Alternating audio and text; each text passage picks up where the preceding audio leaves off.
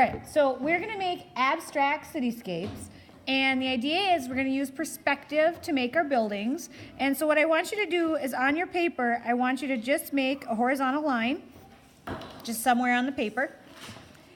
The cool thing about abstract cityscapes is that they don't have to be realistic. So the buildings don't have to look like regular buildings. So for example, if I want this building to be kind of curved or like sideways, I'm gonna make two lines coming out like that so it looks like kind of a sideways rectangle. Okay, now, usually you have a vanishing point, and if you look at the one that I have on the wall, it has one vanishing point and it goes back to that vanishing point. You can actually do it where there's two vanishing points also, and I'm going to show you both ways, and then I'm going to show you my famous Inga cheater way of how to do it. So if over in the corner here, I'm going to take it, I'm going to make a little dot, and that's going to be my vanishing point. And then what I'm going to do is from that dot, I'm going to make a line going to this corner. From the dot to this corner. And then I can do a couple of things. I can make the dot going all the way down from here to there if I really want it to look like it's going back in the distance. Now, obviously, it doesn't really look like a building yet. So what you can do is however deep you want the building to be, you can pick a spot from here, and wherever you made the horizontal line, you're going to make another one right here. And then from there, going straight down. And then if you erase, you have a 3D building. Now, does it look kind of weird? Yeah, okay. Now, the idea is if you don't want them to be that far back, you can do other ways of doing it. So let's say I want to have another building. I'm going to make another horizontal line.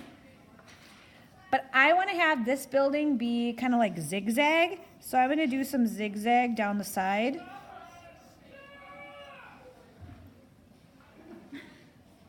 Okay, then the top, the cheater way of doing it is I'm going to take and I'm going to make two diagonal lines from the top of this. But this one I'm going to go the other direction. So one this way, still kind of going to that vanishing point. One that way, and then connect it at the top. The key to make sure that the perspective looks correct is to make sure that your horizontal lines are perfectly horizontal. The problem is a lot of times your eyes are going to trick you and they're going to make you think that you need to make the lines curved, and they really aren't. And then the side of the building, so if I don't want it going way the heck back like this one, what I can do is I can take from this spot here, I can go down and I can mimic whatever shape the side of my building is. And then the trick to making it look 3D is every time that it kind of bends to make a line. So if I look at that, does it look like I'm seeing more than one side of that building or shape? Okay. The other part is when you put windows in it, if you don't use the correct lines and perspective, it's going to throw your whole picture off. So if it's on the front of the building, you're just going to do regular windows. So just like a regular square, rectangle, whatever shape you want to do. I always think it looks kind of cool if you mimic the shape of your building with your windows. Like that. And then that could be my door.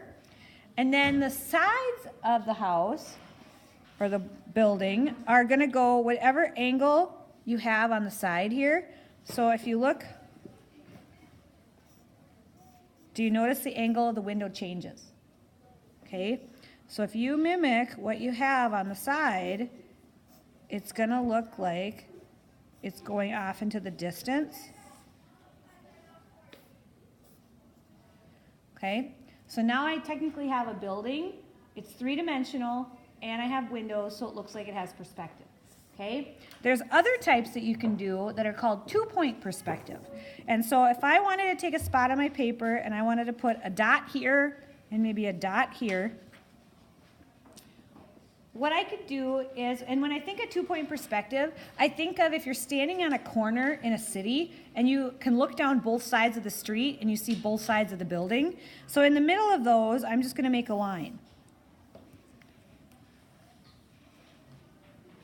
And then one side of my building is going to go to that vanishing point. So I go up there. And then the other side will go to the other one. And then if I made lines, this could be my building. So that could be the corner of my building. And then my windows would follow the direction of the lines. Yeah.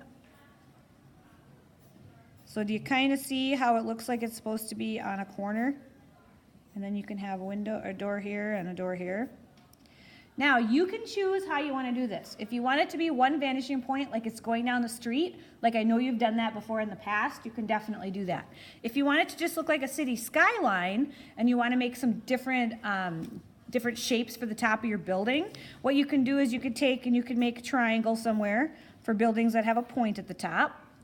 And then you could make it a pyramid. And then I could make my building going sideways if I wanted, like that. So that would be part of my building. And then it would come out over here. Okay? And then you can go and you can add windows, you could add flags, all kinds of different things that you want to add on your picture. Okay? If you want to make anything round, all you would do is you would start with a circle or a kind of, I always call it like squish pancake, and then whatever you want the sides of your building to look like, and then you round the bottom. And so that technically would be considered three-dimensional too. Okay? Now, the other things that I'd like you to incorporate into your picture are other three-dimensional items like balconies, stairs, different things like that. So what I want you to do is, if you can find a spot on your paper, I'm guessing a lot of you learned how to make stairs like that. Okay? Now here's a really cool cheater trick you can do to make them three-dimensional. Every time it bends, you make a line.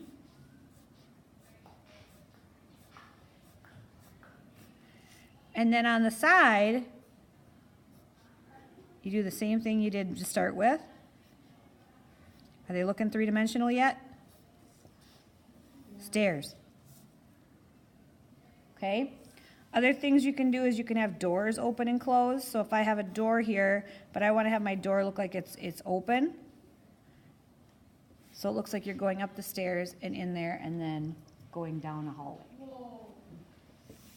Okay, the other things you can do is you can add balconies. So if I have, this is a window and I want to make a balcony, it's kind of like making a 3D box by a window, and then it turns into a balcony. Okay?